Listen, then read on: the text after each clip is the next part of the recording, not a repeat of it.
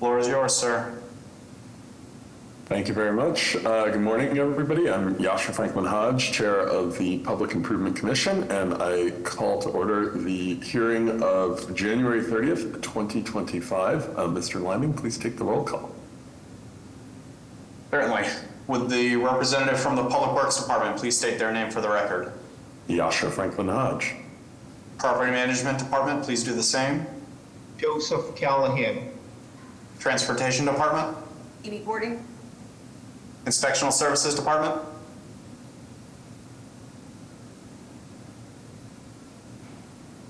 I think we have Brian on. Brian, you're muted. Sorry, Brian Lonan. Perfect, thank you, sir. Water and Sewer Commission Denise Devlin. and Commission for Persons with Disabilities. Sarah Leon. Full quorum. All right, thank you very much.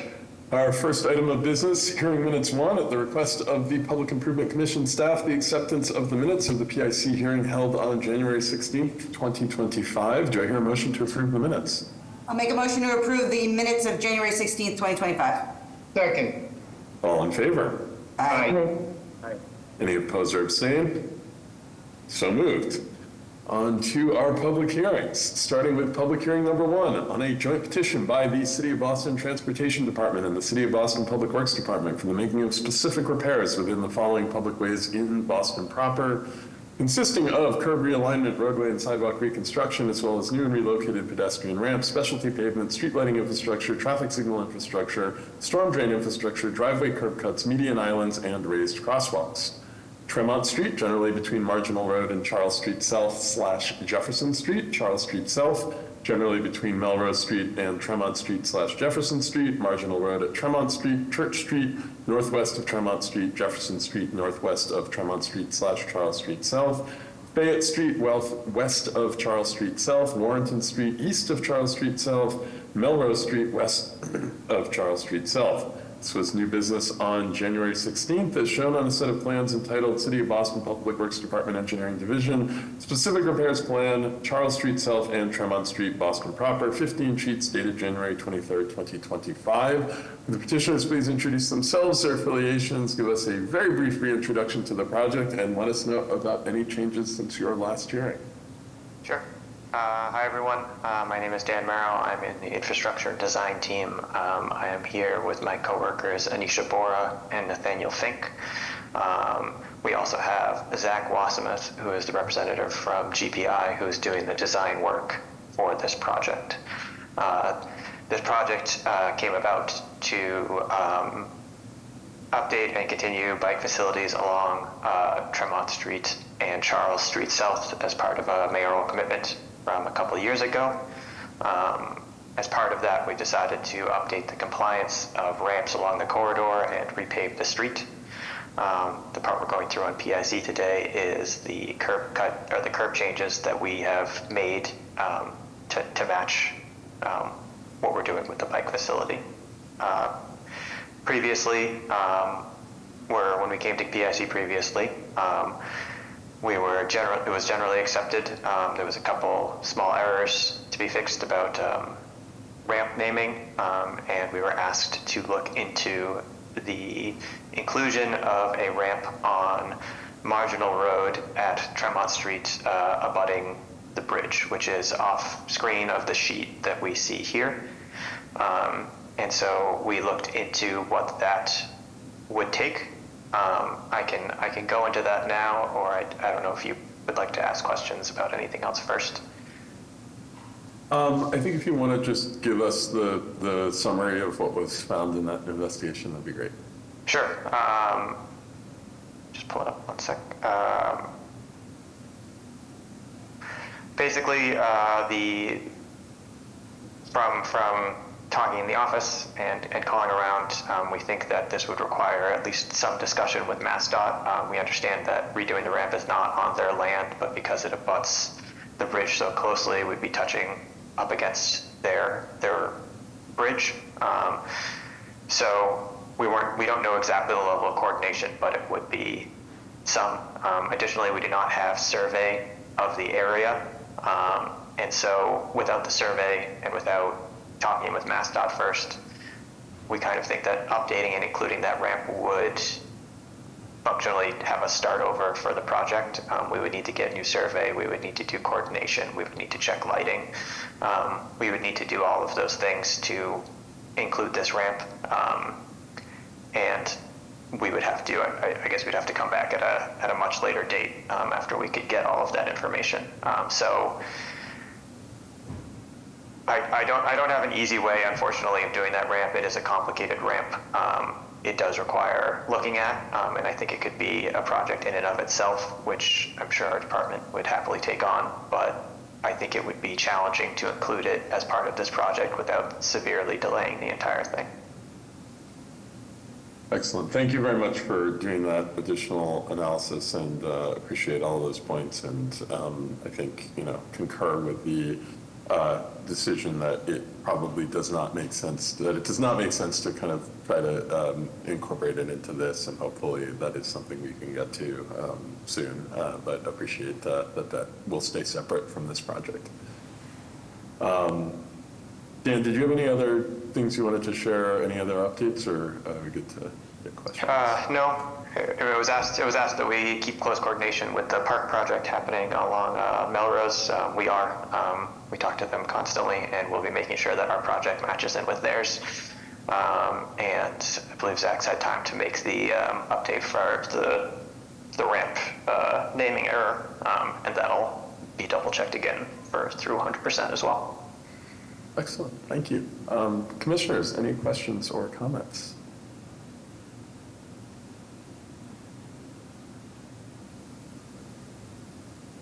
I see Dolores has a hand up. Go right ahead, Dolores. Hello. So we received constituent complaints about these ramps, and just so we can document which ones are going to be taken care of, are you saying under the scope of this project you're going to be doing the two that are not on the bridge and leaving out the two on the bridge? And sorry, Dan, before you answer, Dolores, can you just for the record introduce yourself? And your role? Yeah. Hi, I'm Dolores Carbona with the Public Works Department, Senior ADA Manager. Hi, Dolores. Yes, we are not touching the, I think one of the ramps is actually on the bridge and one of them is technically off of the bridge. We are not updating either of those ramps as part of this design. We are updating to make sure that the ramps in the island between Tremont and Marginal are compliant. And I believe the one on the the west side of Tremont is already compliant. Everything that is not compliant along this corridor, though, we are updating to make it compliant down to Melrose. Okay. So from on Marginal, from Shawmut to Melrose, you're bringing everything into compliance except for the bridge. We are not touching Shawmut. We are just touching Tremont and. So I see. So your question is what ramps are we making compliant along this corridor? And Yeah. the answer is yes. Everything is compliant. Basically north of Marginal Road to Melrose Street, to and including Melrose Street. Okay. Thank you. Great. Hearing no other questions from commissioners, can I see staff or members of the public? I'll remind the public, if you wish to ask questions or add testimony to a particular project, we ask that you use the raised hand function at the bottom of your screen. I did not have any questions or comments at this time, and I do not see any others. So I think we're all set. All right. Do I hear a motion to approve public hearing number 1? I'll make a motion to approve a joint petition by the City of Boston Transportation Department and the City of Boston Public Works Department for the making of specific repairs in Tremont Street, Charles Street South, Marginal Road, Church Street, Jefferson Street, Fayette Street, Warrenton Street, and Melrose Street, as read into the record by the chair. Second. All in favor? Aye. Aye. Any opposed or abstain? So moved. Thank you very much. Thank you. All right, on to public hearing number 2 on a petition by LDev Washington LLC for the acceptance of a pedestrian easement adjacent to Washington Street Public Way, West Roxbury, located on its southeasterly side at address numbers 3326 to 3328, generally between Woodside Avenue and Glen Road / Green Street. This was new business on January 16th, as shown on a plan entitled City of Boston Public Works Department Engineering Division Pedestrian Easement Plan, 3326 to 3328 Washington Street Public Way, Jamaica Plain, one sheet dated January 9th, 2025. The proponents please introduce themselves and their affiliations, give us a brief reintroduction to the project, and then let us know if there have been any changes to the pedestrian easement portion of the plan since your last hearing.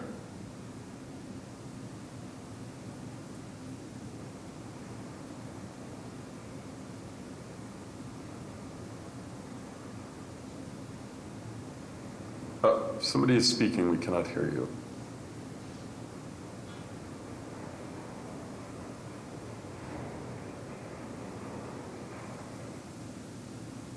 Just to clarify, we are on the 3326 Washington Street project. The Charlestown Yard project got moved to further in the agenda, subsequent to the draft that was sent out earlier. Okay, great. Thank you, Todd. Thank you, Mr. Chair, Commissioners. Attorney Jeff Drago with Drago and Toscano, here on behalf of the applicant, Mark Kaplan from Sanford Custom Builders. With me, I have Joe Danubio, who from A Plus Construction Services, the civil engineer who can pull up the site plan to go over some of the answers to comments that we heard last time. And I also have Greg Spalding from Spalding & Gaius, who's the architect on the project.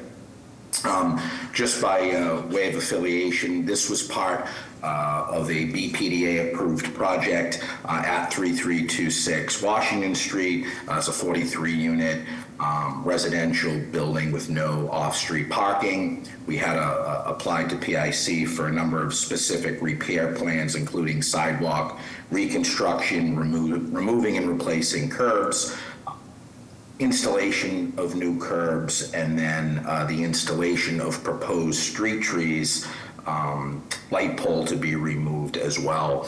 At our last hearing before the board, there were a couple of questions around Parks Department comments, which Joe actually has been working with the Parks Department on the type of tree to be replaced and the size of that tree as well, which we got sign off on during that the 2-week time period.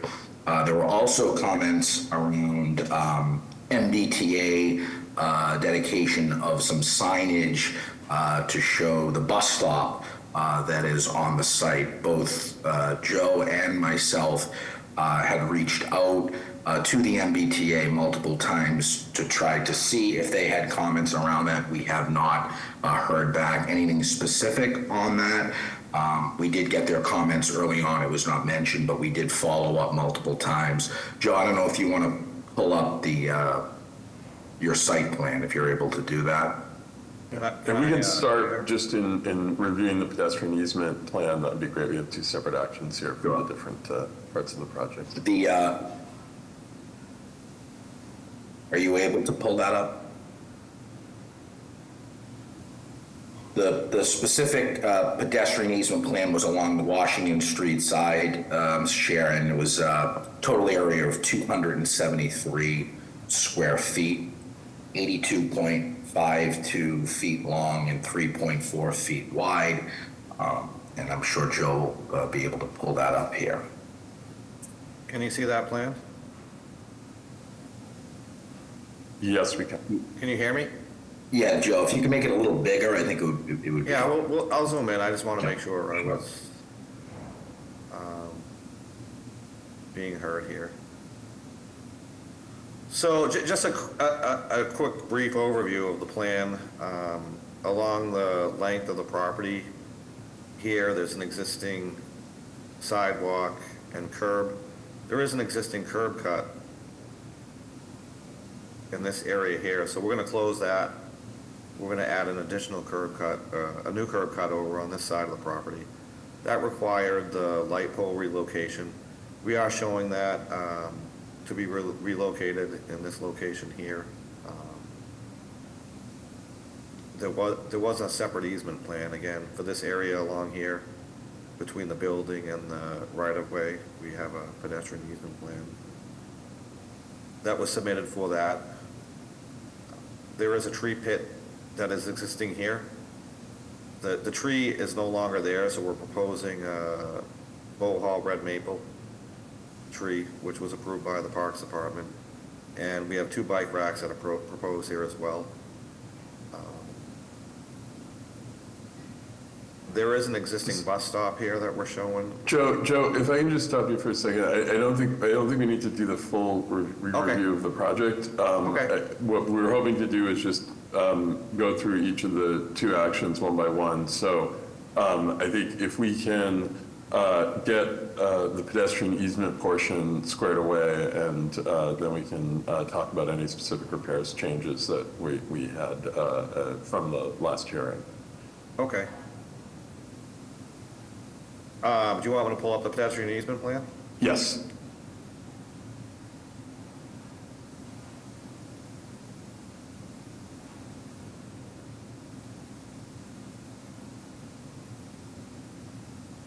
So there's the plan. It's pretty simple.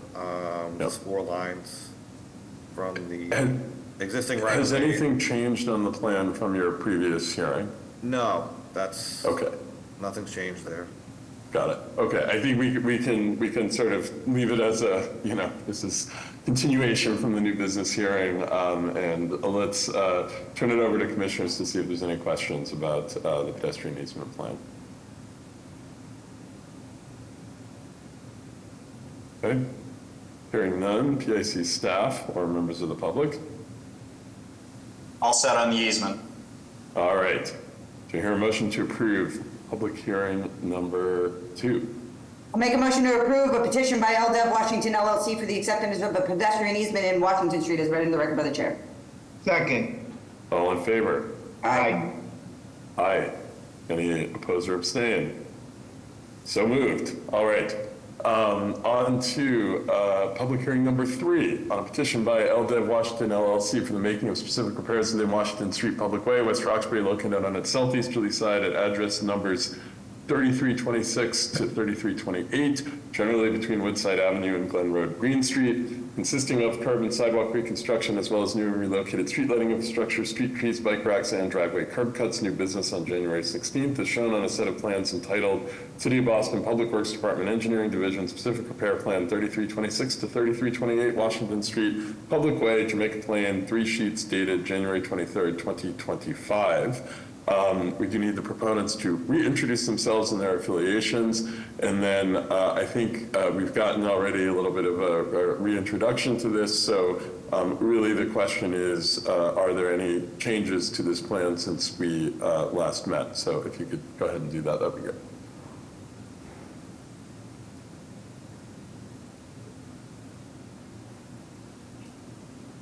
I'll reintroduce myself. My name is Joe Danubio from A Plus Construction Services. I'm the project civil engineer for the project. And the other folks on this project are? Jeff Drago with Drago and Toscano, attorney for the project. And Greg Spalding, Spalding Tobias Architects. Great. So thank you for providing some of the updates on the comments that you heard around the bus stop. Are there any other changes or key updates you want to provide based on the previous hearing? I'll speak to that. So there were 2 updates based on the Parks Department's comments. Right here, they wanted us to specify a tree, which we have, the Bow Hall red maple, in the tree pit. They also had an updated standard detail for the tree pit, so I'm just gonna zoom out here. Go to the detail sheet. So this detail here is their more updated detail. We added that to the sheet. They have given us notice that they do approve of these changes, so I think that summarizes the changes and the approval from them. I would like to make one comment please. regarding signage.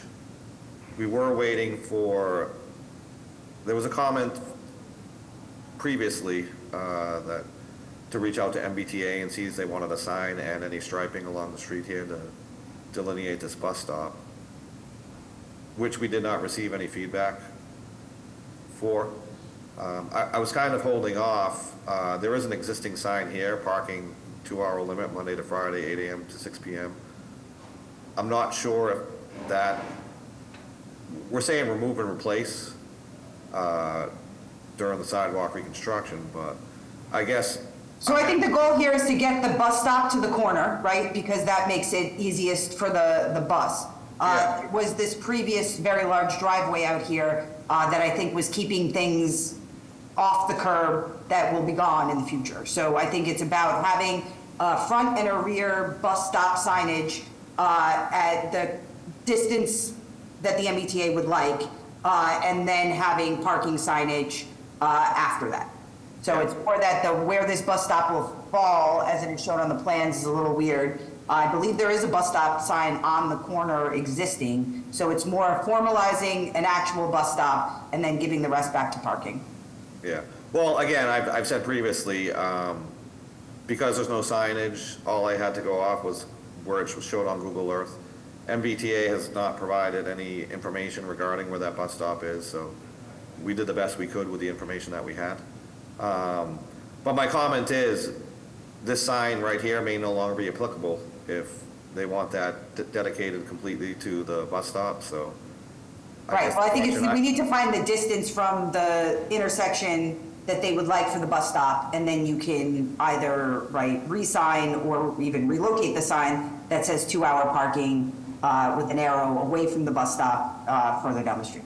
Yeah, I guess that's my comment. So until we get the feedback from the MBTA, we've held off on any of those changes, but. So, yeah, or, right, replicate, we can give you a bus stop dimension, and we will start with that, right, subject to change by the MBTA. But I think, first of all, organizing the bus stop to the corner is what makes the most sense for your project and the MBTA.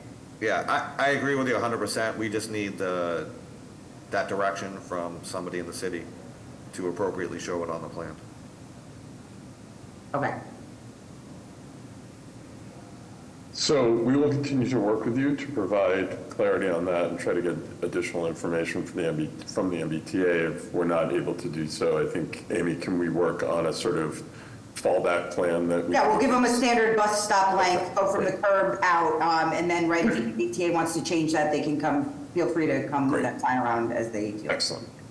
All right, so please continue to work with us on clarifying that final detail. Commissioners, any other questions or comments about the specific repairs plan? All right, hearing none, PIC staff or members of the public?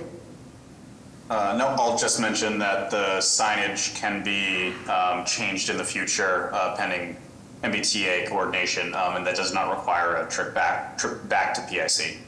So take your best guess when you submit the final Mylars for your PIC plans, but then we can always modify stuff after the fact. Can I make one more comment? Yes, please. So the other comment I have is there is, on the existing street pole, there's a sign there as well. I can pull it up here, just an image. So this is just a Google Earth image. It's basically a sign delineating no parking on Tuesday between whatever hour street cleaning, and then no parking during snow emergency. So that sign is gonna, the street light's getting relocated. So I'm not sure if we should maybe replicate that sign in that area, or if anybody is concerned with that or not. But just so we covered every detail, I thought we should bring that up. I assume we will Get want some that direction, street. get some direction on that. Yeah, I assume we will want that sign relocated. Amy, do you have thoughts on the best process for that? I mean, we could put it on a New sign placement post of the street light. at that location. Yeah, I mean, you just drop a post if you don't want it on the streetlight. Is that what you're asking? So we have the proposed driveway there. Yep. Which is why we're really good. So we could just relocate that sign outside the driveway? Does that make Yeah, sense? I think Yeah. that would be good. We want it in the places where people are likely to be trying to park and visible at that location. So it doesn't Yeah. need to be obviously at your driveway, since nobody should be parking there, nor does it need to be at the bus stop, but typically locating it at the head of a parking zone would be the ideal placement. So if you can, as part of this, just review the sign plan and add it to the first vertical object at the beginning of the parking zone that is appropriate to hang a sign off of, I think that would be appropriate. Yeah, I Right, think, and if there's nothing there at a post, but just because it was on a streetlight before doesn't mean that it needs to come back to a streetlight, but it seems like it might make sense for you guys to give us just a signage plan from the corner to, right, just past your driveway, and we'll take a look at the whole thing. yeah, I think we just, looking at this Google image, I think we just, because the driveway's gonna be, we just relocate it in this location here.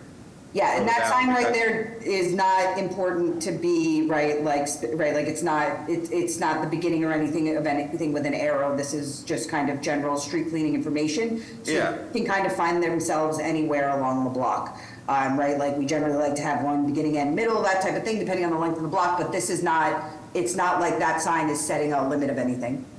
Yeah, so I guess, we'll just put it at the limit of our work right there. It's beyond the property line and the driveway, so.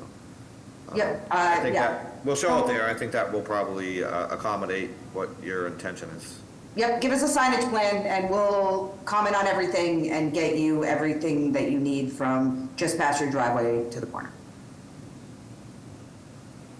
All We right, should- Do we need a separate signage plan, or should we just show it right on this plan? You can show it on this plan, but this is the PIC plan. It does not need to have signage on it. You don't need to create a new plan. I'm just saying, it can be, right, pretty basic. I just, right, like, we'll give you some dimensions for the bus stop. We'll know we'll see how much space is left between the bus stop and your driveway, if that accommodates any additional parking, and then we'll relocate the street cleaning sign. Okay. But just give us general, right, of what you've got planned out here, and we will, I think, set that to appropriate dimensions. All right, that sounds very fair. all right.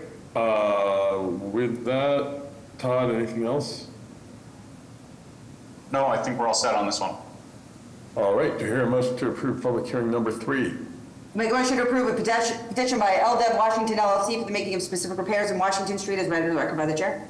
Second. All in favor? Aye. Aye. Aye. Any opposed or abstain? So moved. Thank you very much. Thank you, commissioners. Thank you. All right, on to public hearing number 4 on a petition by Oak Street 34 Hyde Park LLC for the acceptance of a pedestrian easement adjacent to the following public ways in Hyde Park: Oak Street on its northerly side at address number 34 east of Maple Street on its easterly side north of Oak Street, new business on January 16th, as shown on a plan entitled City of Boston Public Works Department Engineering Division Easement Plan, 34 Oak Street, Hyde Park, one sheet dated June 13th, 2024. The petitioners please introduce themselves and their affiliations, give us a very brief reintroduction to the project, and then talk us through just the pedestrian easement plan and specifically tell us if there have been any changes to the pedestrian easement plan for this project. Good morning and thank you, Chief Hodges. PIC board members, I'm Attorney John Polgini on behalf of Oak Street 34 Hyde Park LLC. Thank you for allowing the opportunity to present this morning. Unfortunately, the civil engineer was not able to attend this meeting. 34 Oak Street is a planned 4-story residential building with 14 residential units and 14 off-street parking spaces. This building will replace a long-shuttered funeral home on the corner of Oak and Maple Street in Hyde Park. The first action being the pedestrian easement, which will be located at the corner of Oak and Maple Streets. This pedestrian easement will be approximately 239 square feet as depicted on the pedestrian easement plan filed with the Public Improvements Commission. There has been no changes to this pedestrian easement since our new business here 2 weeks ago. Thank you very much. Commissioners, questions? PIC staff or members of the public? All set. All right, do I hear a motion to approve public hearing number 4? I'll make a motion to approve a petition by Oak Street 34 Hyde Park LLC for the acceptance of a pedestrian easement in Oak Street and Maple Street as read into the record by the chair. Second. All in favor? Aye. Aye. Aye. Any opposed or abstain? All right, so moved. On to public hearing number 5 on a petition by Oak Street 34 Hyde Park LLC for the making of specific repairs within the following public ways in Hyde Park, consisting of curb and sidewalk reconstruction, as well as new and relocated pedestrian ramps and driveway curb cuts. Oak Street, generally at address number 34, east of Maple Street, north of Oak Street, new business on January 16th, as shown on a plan entitled City of Boston Public Works Department Engineering Division Specific Repairs Plan. Oak Street and Maple Street, Hyde Park, one sheet dated March 24th, 2024, revised January 28th, 2025. Would the proponents please reintroduce themselves and their affiliations and let us know if anything has changed on the specific repairs plan and any responses to some of the comments that you got at your last hearing. Thank you, Chief Hodges. PIC board members, Attorney John Bulgini here on behalf of Oak Street 34 Hyde Park LLC for a specific repair action concerning 34 Oak Street in Hyde Park. This specific repair plan involves and there's been several changes, Chief, since the new business here. The specific repair plan involves a new curb cut on Maple Street to allow vehicular access to the garage. The curb cut will be 12 feet wide. It also involves the closing of an existing curb cut on Maple Street, which no longer will be associated with this development. And part of this will be replacing the sidewalks at the curb cut location with concrete sidewalks and granite curbing as depicted on the specific repair plan, as well as the relocation of a sign on Maple Street. At new business, at the request of the Disabilities Commission, we agreed to make sure the pedestrian ramps are compliant. Now, there are 4 ramps. These ramps are located on Maple Street in the reciprocal ramp located across Maple Street as depicted on the plan. A pedestrian ramp in front of the building on Oak Street and the reciprocal ramp on the opposite side of Oak Street. Between new business and today, the project civil engineer examined these ramps at the request of Disabilities and found all to be in compliance with the exception of the reciprocal ramp on Maple Street. As part of this plan, the developer will bring the ramp into compliance at the request of the Disabilities Commission. The developer will ensure that the ramps remain compliant during construction.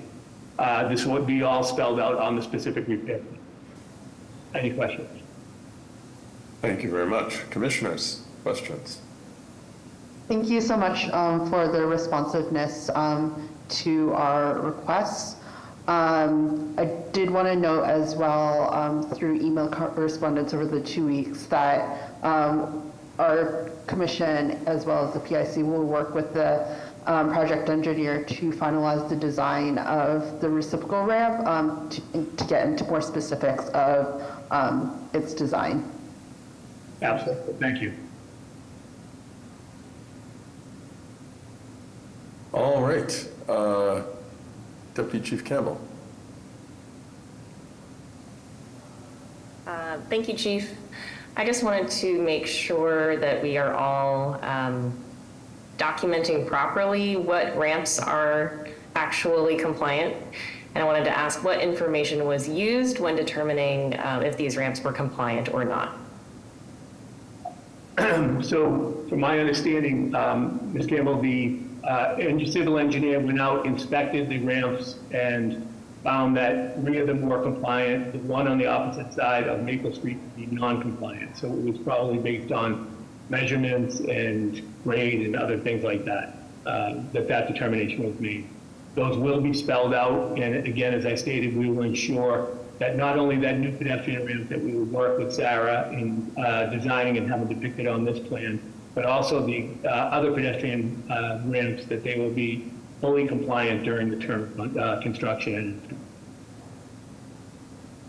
So you were using firsthand information that your engineer collected. Did your engineer compare that information to the information we have on file about our own ramps, our database? I do not have the answer to that question. Obviously, he was dealing with Sarah throughout this, going back and forth. And the one plan which is depicted, the one pedestrian ramp which is depicted on the other side of Oak Street was the one ramp that he found that was not in compliance. So as far as how did you find something other in your investigation?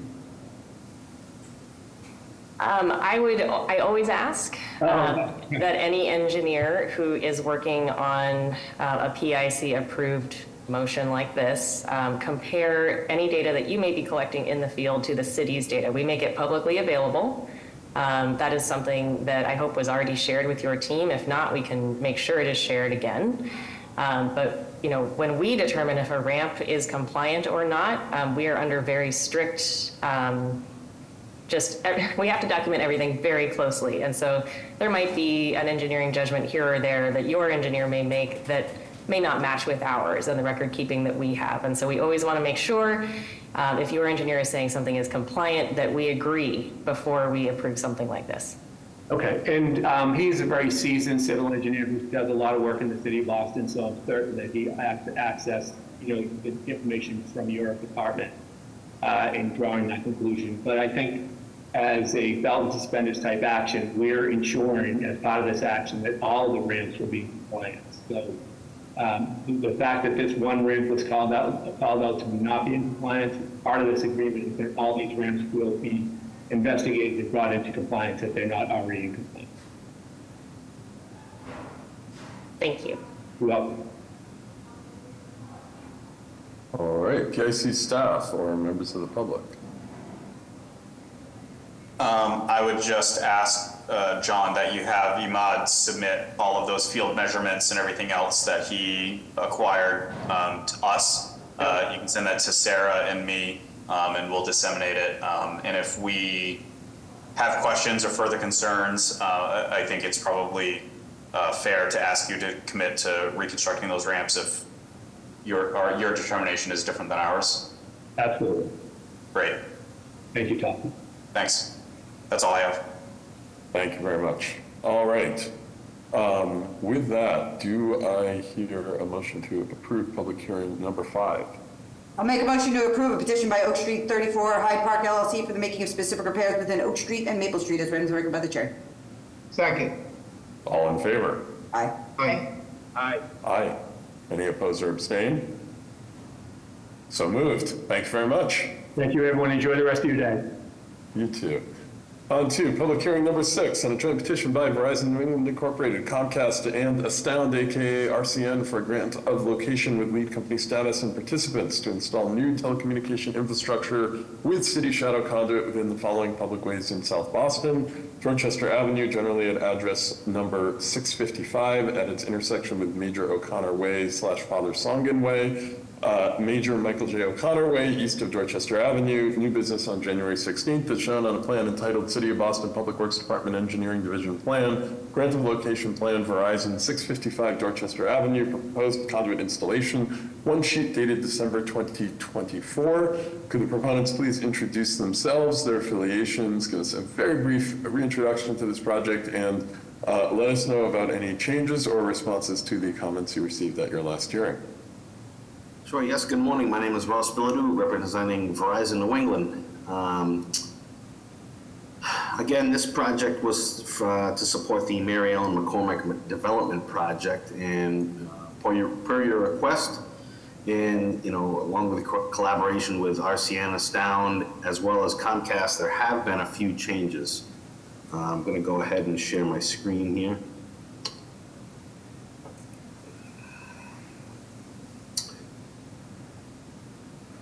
All right, very good.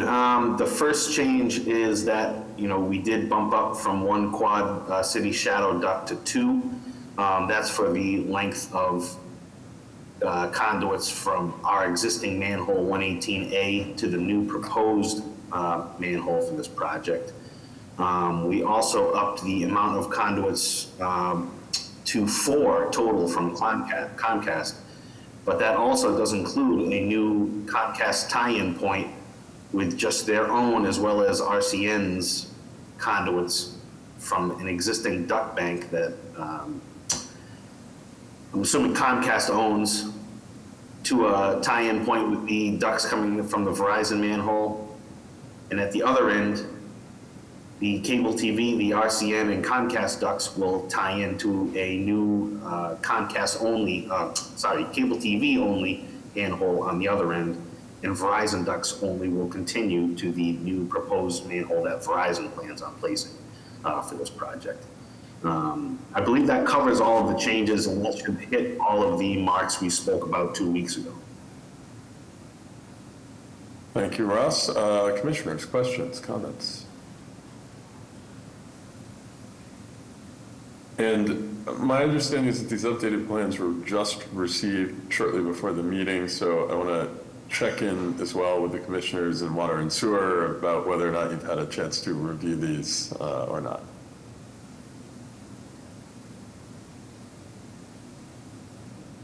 Oh, good morning. I don't believe we received one. I mean, and actually, like, from looking at here, it looks okay. So, I mean, if you don't mind just resubmitting us a plan, I mean, it can just be contingent upon our approval if that works for everybody.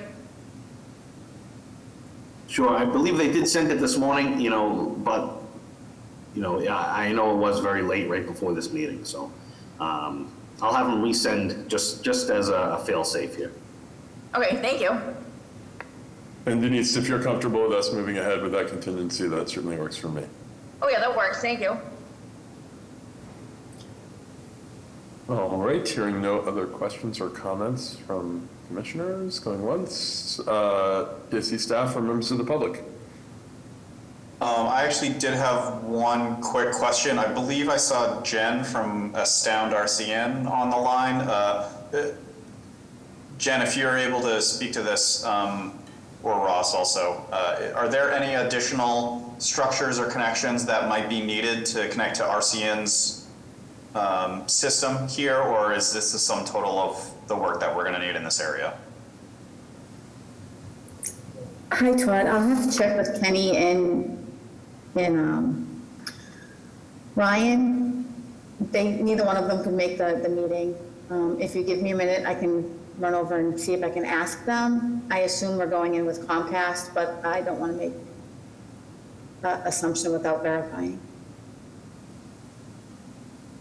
Ross, do you have any info on that? This is nothing more than what I have here. I can't tell you who owns this duct bank that they're actually tying into, but both will be originating from that point. So it's possible RCN is in with Comcast or vice versa already, but I cannot confirm that at this time.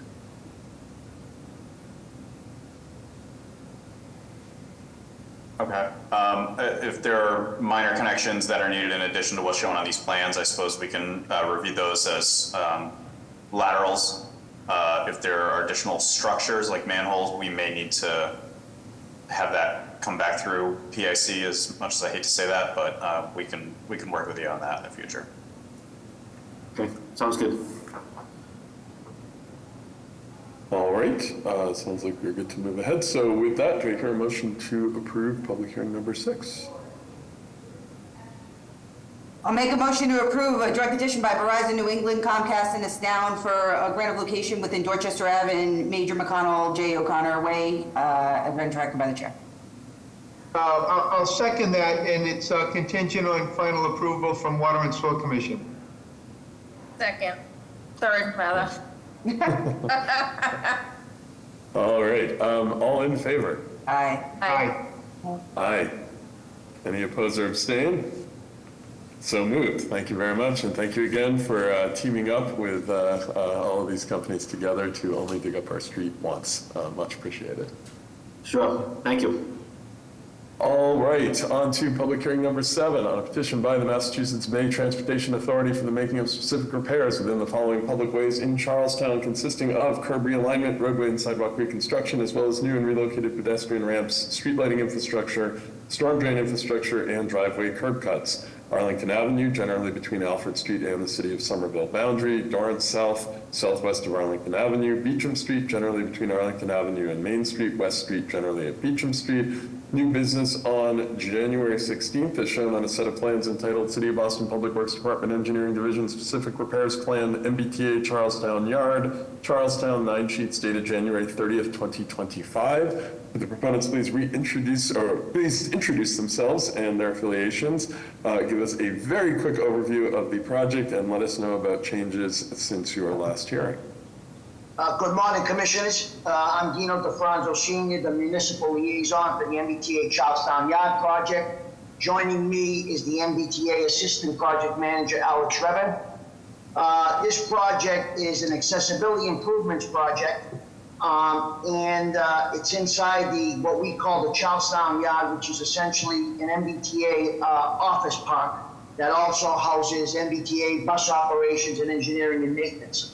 The streets and sidewalks are owned by the City of Boston, but the MBTA is using their own funds for the accessibility improvements in the area, and we had discussed that at New Business. There was one question that I believe the Chief Engineer, Todd Lyman, had asked us about the pedestrian ramp locations and the possibility of using an apron. We are going to investigate that, and if the ramp locations cannot avoid MBTA property, the project team will look into the installation of a driveway apron. I discussed this with Todd yesterday, and I already have the consultant HDR looking into if the ramps can be moved off MBTA property. So that should take care of the question that was asked at the New Business hearing. Other than that, I will turn it over to Alex Revin to see if he has anything to add. Hi there, I'm Alex Revin, I'm Assistant Project Manager in MBTA Capital Delivery.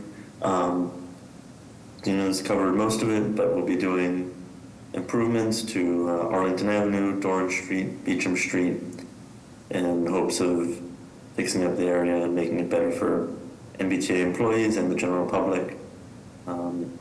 We've made some minor changes to the plans, just adding street names and labels as requested by PIC. And again, as Dino said, we are investigating the possibility of modifying the driveway. And I sent, Commissioner, I sent the final PIC plans, the updated plans, I sent them into Todd. Great. Are you able to pull up the updated plans? Yes.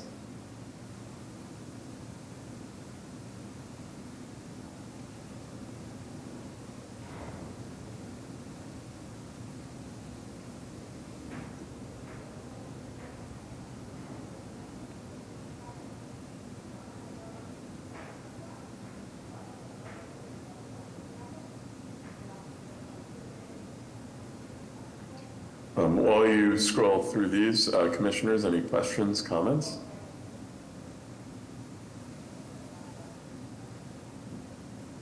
All right, hearing none. PIC staff or members of the public? No, I appreciate the project team working with us on all of this. I know the driveway apron question was much discussed. Thank you for your help, Todd, I appreciate it. All right, hearing no other comments, do I hear a motion to approve public hearing number 7?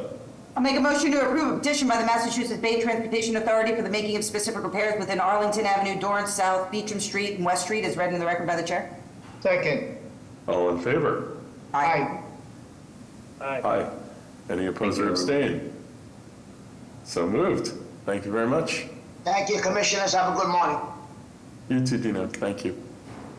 All right, that concludes the public hearing section of our agenda, and we can move on to our 3 items of new business, starting with new business number 1, 25 to 39 Harvard Avenue, Brighton, pedestrian easement, specific repairs on a set of joint petitions by Eden Harvard LLC, Joseph R. Sullivan 2010 Trust, and 31 Harvard Realty Trust. Would the proponents please introduce themselves, their affiliations, and walk us through the project that you are proposing? Thank you, Mr. Chairman and members of the commission. My name is Brian Judge. I'm an attorney with the law firm of Wilson & Storrs. and we represent Eden Harvard LLC, which is an affiliate of Eden Properties. I'm joined today by Noah Maslin of Eden Properties, the project developer, Brian McCarthy of RJ O'Connell and Associates, the project civil engineers, Katia Pazziallo of Verdant Landscape Architecture, which is project landscape architects, and also Rob Del Savio and Katie Fiedler of Embark Architects, the project architects. By way of background, Eden Harvard LLC is proposing to construct a new mixed-use, primarily residential project located adjacent to Harvard Avenue in Alston. The project site's made up of 4 contiguous parcels, having addresses of 25 to 27 Harvard Avenue, 31 Harvard Avenue, 39 Harvard Avenue, and 410R Cambridge Street, which together comprise approximately 48,973 square feet.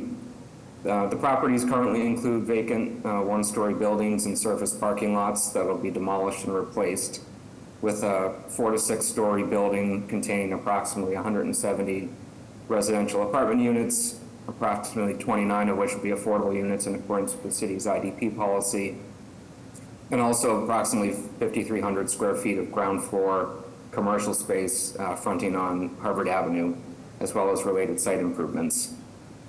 Just by way of further background, the project obtained Article 80 large project review approval from the BPDA in December 2023, and also obtained its zoning relief from the Boston Board of Appeal in January of 2024. We're here today to present specific repairs that Eden is proposing within Harvard Avenue, as well as a pedestrian easement that Eden desires to grant along Harvard Avenue within a portion of the project site. I'll turn to Brian McCarthy in a moment to go into more detail on those, but to also want to note that we have been coordinating with Chong on the initial drafts of the LMIA for specific repairs and pedestrian easement, and of course we'll continue to work with him to finalize those in the coming weeks. So with that, I'll turn things over to Brian. Thank you. Good morning. My name is Brian McCarthy with RJ O'Connell and Associates, civil engineers for the project. And I'm going to pull up here the specific repairs plan first. Can everybody see that plan? Yeah. We can. Okay, so I'll go through each of the list of repairs we're going to do. But basically, specific repairs, they include the sidewalk reconstruction along the site frontage, which involves resetting existing vertical granite curb, closing 3 existing curb cuts shown here in the blue, one in this location, one here, and one here. We'll be closing those 3 curb cuts and installing new vertical granite curb at those locations. We'll be constructing a new 12-foot wide curb cut and driveway in this location here. There'll be, the sidewalk reconstruction will include new permeable pavers in the sidewalk in this hatched area here. There'll be 15 new bike racks in that permeable paver zone. And 7 new street trees will be added in this location. There's no existing street trees out here at the moment, but we'll be adding 7 new street trees. And we need to relocate 1 street light in order to accommodate our new curb cut. The street light is actually in this location right here at the moment. We need to move it slightly over here to the right to accommodate the driveway. There are parking meters along this frontage. There's 4 meters that we're going to be relocating and adjusting the location of those spaces as we close these curb cuts and move things around. We are including one 30-foot long loading zone, on-street loading zone in this area here as well. And then we're going to be also adding new street light conduit under the new sidewalk at the request of the Public Works Street Lighting Division shown in this location here. So that's an overview of the specific repairs, a list of those repairs that we're proposing. I can flip to the pedestrian easement plan, talk about that? Yeah, that would be great if you can just walk us through that as well. Okay, we just do that.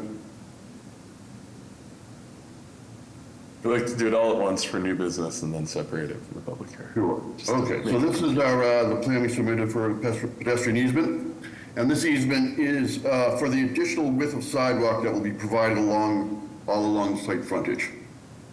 The sidewalk will be widened onto the private property, and the proposed easement, 4-foot wide proposed easement, will be for that, allow for additional public use of that additional sidewalk width.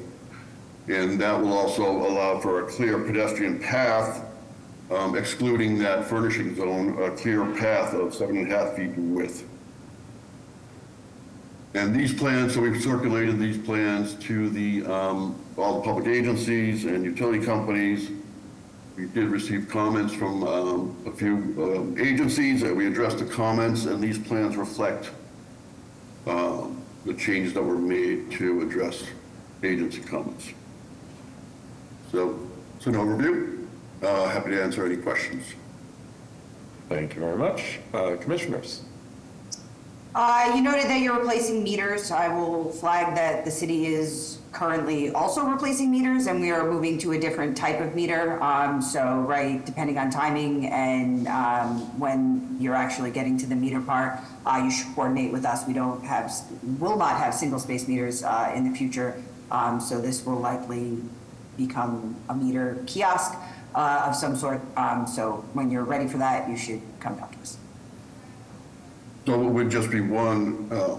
It's a multimeter, right? Yeah. So we have meters that service right more than a single space, right? And how it works with our app and all of that other stuff. So we're changing all of the meters citywide, and so before you relocate old ones, and especially in your nice new brick where there would be holes left, we coordinate that, and its future location of the multimeter station, along with the signage and the park mobile zones that will go along with that, will all need to be coordinated with BTD. Okay, what I would just note on that as an additional point is that the new meters that we are using in locations like this are pole-mounted meters. They are not freestanding kiosks, and so it is likely that it should not interfere with the rest of the design of this right-of-way or the bike racks or things like that. It would simply be a question about placement of those new meters, and then that may open up a few spaces where you could add an additional bike rack or other street furniture, but it's not going to involve a wholesale reconfiguration of the furnishing zone. So do we need to reflect that on this PIC plan? Yeah, so I think that you should reflect on the plan that you will be removing these meters and that you will be replacing them with a multimeter. We have post-mounted and pad-mounted, as right the chief mentioned, and we can work with you on what's the appropriate, right, like basically what's going to come to the rest of Brighton Ave or in right this Harvard Ave. So I think that like we just need to. We want you to, on the plans, recognize that this is going to become a single meter station and adjust your furnishing zone, bike racks, et cetera, right, to reflect that. I think that when we get to the point where you're actually taking out the meters and replacing them, we can get into the details of the specifics of the signage and the parking zone and other things that might be impacted here. But yeah, I think it's more that you're going to have a single station in the middle of this block rather than one per spot. Okay, so there will be a single station within this zone, basically? Yes. Yes, okay. And we can coordinate, so we can note on the plan, we'll make a note on the plan, we're removing the meters, and we'll coordinate with Transportation Department. Yes, yeah, and I think it's probably, right, like, show a general meter location on these plans, and then, right, I think it's probably more when you're getting into the actual, right, removing the meters that we can settle on a home and a zone and the signage that needs to go along with it. Okay, great.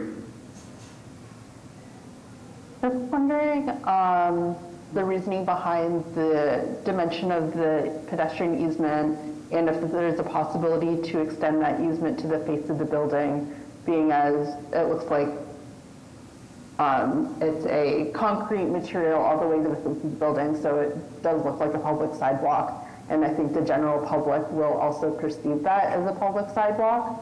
So just wondering if you could expand on that.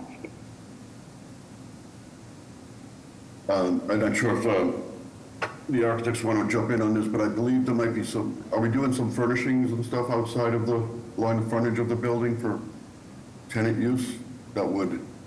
Well, one thing to note is that the building overhangs on the upper floors. You can see those 5 different gray zones. That's the building extension on floors 2 through 5, 6 or so. So that explains part of it. Pedestrian easements can go under the building? Yeah, it's just a surface easement, is my understanding. Yeah, it has no vertical to it, so if the pedestrian easement goes to the face of the building can overhang it. But I'll chime in. This is Katya, Verdant Landscape Architecture.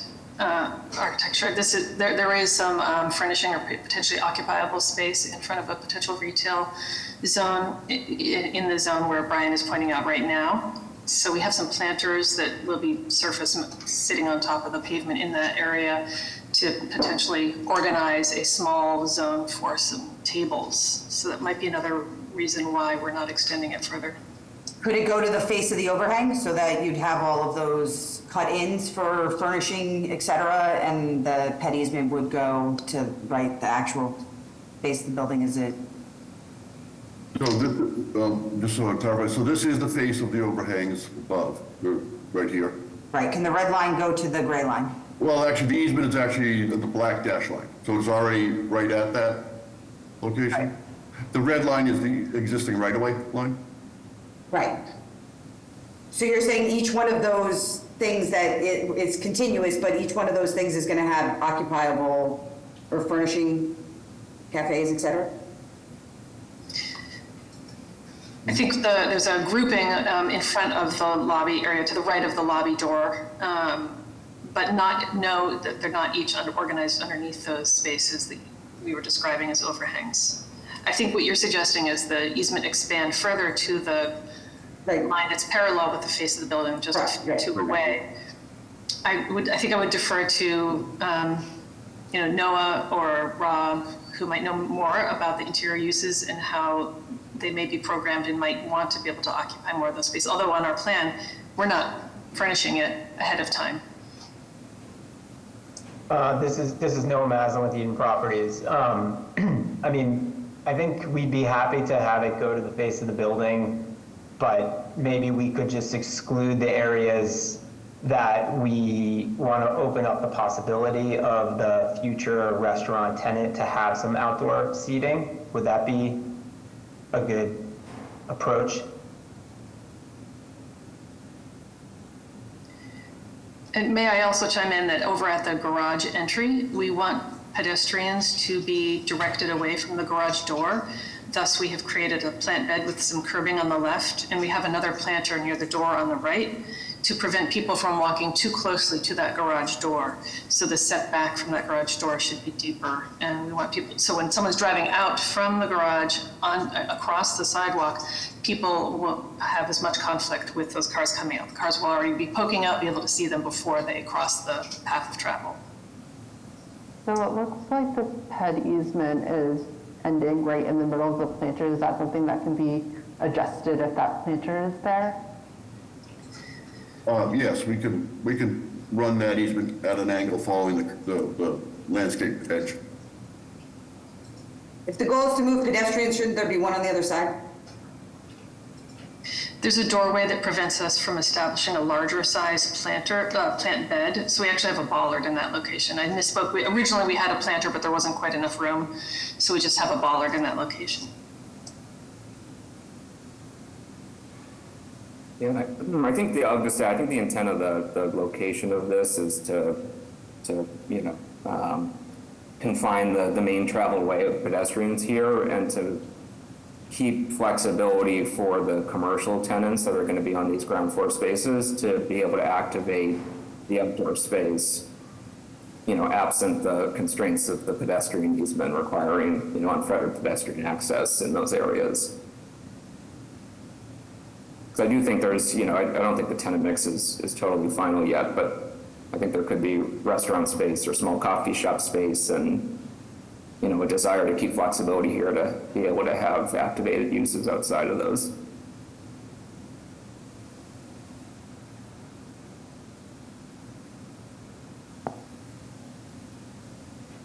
So I think that the public, if there is not anything in place during time of construction, the public will still perceive it as a public sidewalk. So maybe it is worth taking this conversation offline to really discuss how the potential furnishings in the future might impact the path of travel as well as the line of the pedestrian easement. Is there a representation you can put on the screen of what the finished project will look like from a street view? Do you have that available? Yeah, I have a view here. It's not zoomed in enough to, this is the, right over here is the garage entrance we were just talking about, right in here. Obviously, this view, we're not right up close to this, so this is what I have at the moment. Brian, we can't see it. Oh, I'm sorry. Sorry about that.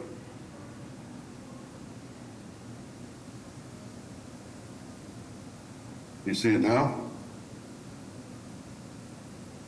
Yes. Okay, so this is a view showing a new building. This, where my cursor is the garage entrance we were just talking about here. And then the new street trees along the frontage here.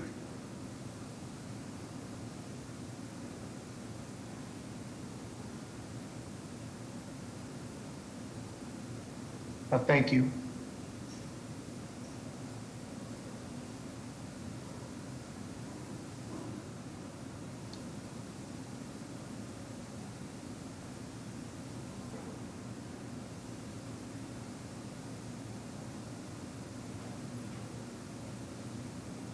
Commissioners, are there other aspects of this that we want to explore now? It sounds like there's a plan to have some offline conversation prior to the next hearing to kind of dig into this a little more, but happy to keep going on this or other topics if it's fruitful to have the conversation here. Yeah, Brian and Noah, why don't you guys reach out to me and I can help maybe set up a quick meeting amongst you guys and Sarah and Amy and anybody else to fine tune this stuff for the next 2 weeks. Okay, yeah, appreciate that. Great. Thank you.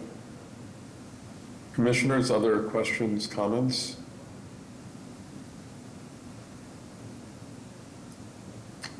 So I have a somewhat unusual one, which relates to the business relationship of the proponents to amongst each other. And in particular, we had noticed that one of the proponents here is, I believe, the Joseph Sullivan Trust, and that the Joseph R. Sullivan Trust 2010, the trustee who signed paperwork associated with that proponent's participation in these PIC actions has been involved in other PIC actions in the past, including one at the 1400 Center Street location at the West Roxbury-Rosendale line. In this particular instance, the proponent was negligent in coming to the PIC prior to constructing a property that had significant impacts on the public right-of-way. Eventually, the proponent did come and submit PIC plans associated with the then already constructed property. Those plans to date have still not actually been constructed, leaving the public right-of-way in a state of disrepair with significant safety and accessibility challenges. Understandably, we were a bit concerned to see that name pop up again in connection with this project. But, before reaching any conclusions about it, we wanted to give the proponents here who are present an opportunity to explain what business relationship exists with this individual via his role as a trustee, and what, if any, ongoing relationship there will be in this project with this individual or this trust. So I guess I can jump in, and then Noah, feel free to jump in as well. So the role here is purely as a land seller. So Eden has two out of the, so as I mentioned in the intro, there's 4 parcels here that make up the total project site. Eden owns 2 currently and has the other 2 under agreement, pending receipt of permits for this project, PIC permits included. So we included them for purposes of being, totally complete in the application, with the understanding that if the pedestrian easement was approved while they were still the landowners, that they were the ones that were actually, as the fee owners, the trusts, were going to be the ones that needed to enter into the pedestrian easements. But otherwise, that said, the trusts won't have an ownership interest in this project. They're purely just the land sellers here for 2 out of the 4, and we included them to be complete just in terms of timing on the pedestrian easement. Excellent. Thank you for that explanation. We will not hold the past against you and this team on the project. I think it would be comforting for us if you can just provide something in writing that essentially says what you just said and explains kind of the nature of the participation of that proponent and the trust in this project, and just states clearly that, as this project moves forward, once whatever land transactions are completed, that there will be no outstanding interest and no participation in the active construction or development of the project itself. I think that would be comforting for us. Certainly. Yeah, sure, we can do that. Should we send it to John? To Todd. He can write it. Thankfully, this is not a topic we have to address much, but important to do so when it comes up. So, all right. Seeing no other comments or questions from commissioners, PIC staff, or members of the public. No, I look forward to meeting with you folks to discuss the streetscape, but beyond that, I think we're all set. All right. Will you be ready for your public hearing in 2 weeks on February 13th? Yes. Yep. Excellent. Thank you very much. We will see you back here then. Thank you very much as well. Thanks, Commissioner. Thank you. All right, on to our next item, new business number 2, Massachusetts Avenue, Huntington Avenue, Boston proper, Roxbury, Vernon discontinuances, specific repairs, granted location on a set of petitions by the Massachusetts Bay Transportation Authority. Would the proponents please introduce themselves and their affiliations and walk us through what you are proposing to do? Good morning, Commissioners. I'm Dino DeFranco, Sr., the Municipal Liaison for the MBTA Symphony Station Project Phase 2. Joining me is Judd Galloway from Thornton Tomasetti. Just to give you a reminder, currently we are wrapping up Phase 1 of this project, which involved utility relocation work for approximately 7 different utility companies. And the anticipated completion date for that is spring 2025. So we're getting ready to close that out. And the anticipated start date for this project is this summer. This is Phase 2, as I said, and it consists of station improvements and surface improvements, including new head houses, new elevators, and an emergency egress. Also included in this project is a City of Boston elevated bike lane that was designed by Public Works but will be constructed as part of the MBTA project. And we coordinated that through Public Works and BTD. I've coordinated the process with Todd Liming, and there was a lot of work on this because it's a big project, so thank you, Todd. Besides dealing with the city folks, we coordinated with a number of stakeholders, including Symphony Towers East and West, Horticultural Hall, Northeastern, Christian Science, the Fenway Civic Association, and the City Councilor's Office.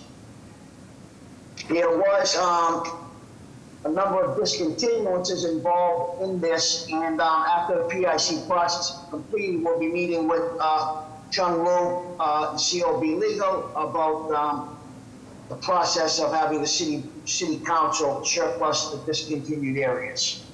With that, I'm going to pass it over to Judd Galloway from Port Thomasette. Great, thank you, Dino. And good morning, commissioners. My name, as Dino said, is Judd Galloway. I'm with Port Thomasette. I'm the project lead designer. So I will share my screen and we can walk through the various actions that we have today.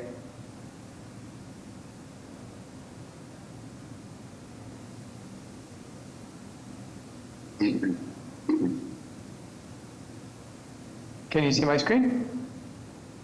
We can. Great. So on my screen, I have the specific repair plans for this particular project. As Dino mentioned, it is at the intersection of Mass Ave and Huntington Ave, and on the corners where the Boston Symphony Orchestra are, Horticultural Hall, as well as Symphony Towers East and West. The project is Symphony Station Improvements Project, but its genesis was an accessibility project. And so the main focus of the project is really to provide access to the station from the surface streets. And to do that, what we are going to do is add 4 new elevators from the surface street to the platform. And so on my screen, you can see here I'm at the corner of Mass Ave and Huntington Ave, next to the Symphony Hall and Horticultural Hall. And where there are currently 2 existing stairs to get down to the station, we are proposing to demolish those stairs and add 2 new 2-stop elevators. The existing, there are 2 existing stair sets that we will be modifying the head houses to extend them to the north on Mass Ave, to allow for entry and weatherizing with doors. So those head houses will be demolished and reconstructed with some extension to the north. In addition to the accessibility improvements, we're required to do some code upgrades, and one of those code upgrades is an emergency egress stair to the platform, and we'll be proposing to add a head house at the surface on Huntington Ave, just south of Horticultural Hall, and this is the location of that proposed emergency stair egress. Continuing to the south, across the overpass, we are, again, modifying and upgrading the station to improve the accessibility. And here, the difference is, instead of just the 2-stop elevators, we'll be adding 2 3-stop elevators to stop at the upper plaza of the Symphony Towers East and West, to stop at the surface streets, and then to stop down at the platform in the station themselves. We'll be reworking and reconfiguring the existing stairs to the stations, rebuilding these lower plaza levels, which are currently on the property owned by the Towers East and West, and then also adding another emergency egress to that platform below, which is located here in the plaza at Symphony Tower West. So those are the main large surface improvements. Obviously, this will require some significant excavations and station expansion below grade. So there will be full depth street replacement, sidewalk improvements and replacements. You can see we will be removing and relocating traffic signals and lighting, etc. So that's the kind of the general summary of the improvements. Dino did say we will be also adding elevated bike lanes, and that is in agreement with the city, designed by a city consultant, but part of this project to be constructed by the MBTA. And those bike lanes run from Huntington Ave north on Mass Ave, next to the Symphony Hall and Horticultural Hall, up to St. Stephen Street to the north. And I can show you those specific repair plans submitted by GPI Engineering. And you'll have to bear with me here. The orientation of the plan is just rotated counterclockwise 90 degrees. But here is Symphony Hall. Here are the elevator improvements and stair improvements they were proposing. And then the locations of the elevated bike lanes are here. As a result of the increased footprint of both the elevators and the stairhead houses on the north to the north of Huntington Avenue, as well as the emergent egress, we have 5 discontinuances that Dino had mentioned. And so we were petitioning for these discontinuances from the city. There are areas surrounding the existing stair houses that we're going to be demolishing to put in new elevators, increased area around to the north, and slightly to the sides of the existing stairs, and then a portion of the sidewalk that is currently south of Horticultural Hall. And so that's the summary of the discontinuances that we will be requesting. In terms of the grant of location, we will be doing some more utility work. We in phase 1 of the project, as Dino explained, we relocated many utilities of 7 different utility companies. What remains in this project are drainage, water, and sewer utilities to be relocated. And so the grant of location plans demonstrate those relocations. So I have this shows drainage. This plan here in detail shows drainage. Here we have some more water relocations that happen underneath the street. And here we have the sewer relocation plan. So that's, I guess, in summary, the project. I'm happy to answer any questions or review any of these plans in more detail at your leisure. Thank you so much. I appreciate that great overview. I will let my fellow commissioners ask some questions if they have them, but I just want to briefly acknowledge and appreciate the fact that the MBTA has chosen to incorporate accessibility improvements for the Symphony Towers residents, as well as the incorporation of the raised bicycle facility into this project. I know it is already a major project both above and below ground, and this is sort of additional elements, but certainly appreciate the willingness to use this opportunity of reconfiguring the street and the infrastructure nearby to make an even broader set of improvements for many of the users of this area. So thank you for that. Commissioners, questions, comments? I just want to echo Chief's statements about making Symphony an accessible station. It's one of the last Green Line stations to become accessible, so we're super excited about that and all the effort that the MBTA, as well as our city partners, have put into this project. I did have a few questions, especially about the median and the crossings that will attach to the newly constructed ramps on all 4 corners. So just wanted to understand what the compliance looks like for those ramps and whether or not that status can be documented on the plans. Absolutely, and I think and Sarah, thank you so much for your assistance with this project. We've been talking about it for some time now, and I know that we have done our best to get the ramps and the curb cut accesses to the crosswalks to be compliant wherever possible. I would say the one challenge that we had would be in this west corner where we couldn't get the the curb cut in the ramp to align with the island ramp because of the existence of this steam manhole that cannot be moved. We did explore relocating this, but just because of the construction of a congestion of all the utilities in this intersection, we could not move this existing steam manhole. And to align it, it would have conflicted. And so what we did is kind of pushed it to the west, and then we have the crosswalk at a diagonal to the adjacent to the ramp. Are the crossings in the median compliant?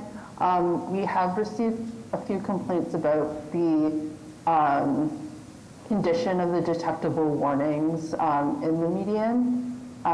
So as part of this project, we do ask you to evaluate these crossings for compliance and make sure that they are compliant and they're meeting our city standards for detectable warnings as well as slope. Okay. Not a problem, Sarah. Yeah, we can certainly do that. I apologize for stepping in, but I just wanted to note, I believe Brian Ronan from ISD does need to step out, just for the record. Thank you, Todd.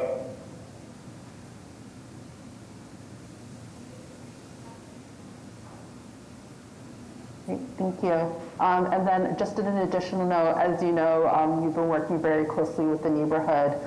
There are 2 elderly disabled buildings located on the south side of this intersection. So we just ask that communication with the neighborhood continues, as well as ensuring that during construction, the passive travel are maintained and are accessible as possible.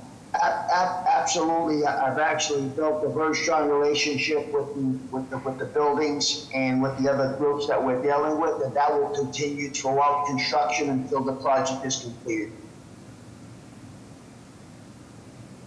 Great, thank you. Commissioners, other questions?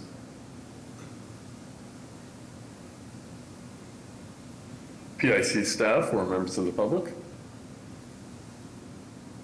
No, I think we're all set. We may have some comments on some of these plans, so we'll work with you to better refine them in the next 2 weeks. And Todd, whatever questions you may have, as always, just let me know and we'll resolve them in time for 2 weeks.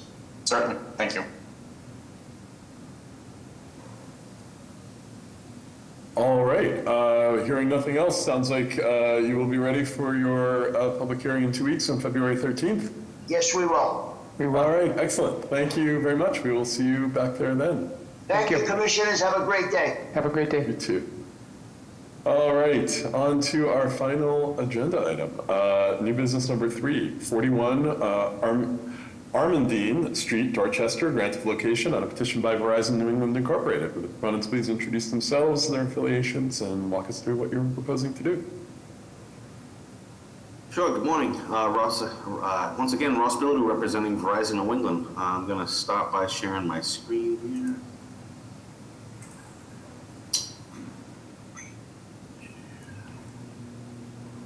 All right, everybody should be able to see that. I'll zoom in for a little closer view here.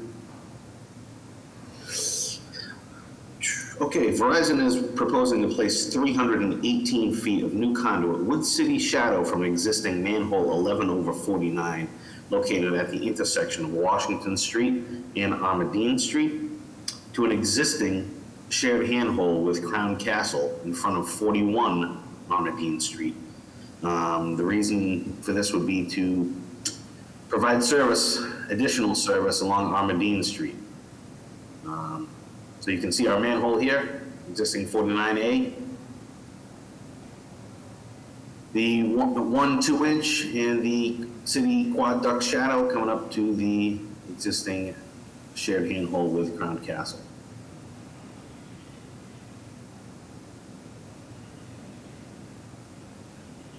All right, commissioners, questions? We just asked that construction be coordinated with our office if you find an on-street accessible parking space, so we can coordinate with the resident. Thank you. Sure. Thank you. Other questions?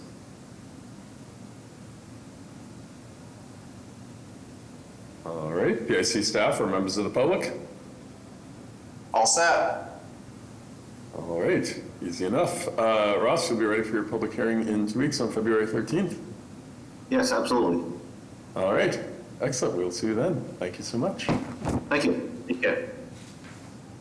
And with that, we are at the end of our agenda. Do I hear a motion to adjourn? I'll make a motion to adjourn. All in favor? Aye. Aye. We are adjourned. Thank you all very much. See you in 2 weeks. Thank you. Thank you.